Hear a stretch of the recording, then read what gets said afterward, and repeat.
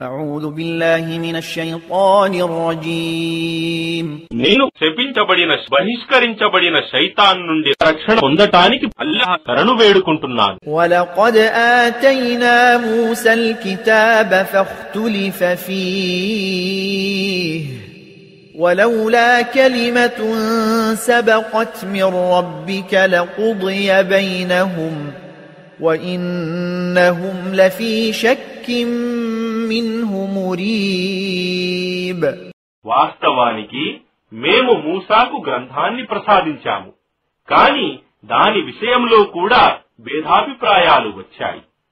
ఒకవేళ నీ ప్రభువు నుండి మొదటి నుంచే నిర్ణయం తీసుకోబడి ఉండకపోతే వారి మధ్య ఎప్పుడో తీర్పు జరిగి ఉండేది. మరియు నిశ్చయంగా వారు దానిని గురించి ఆందోళన కలిగించే సందేహానికి గురి అయ్యారు.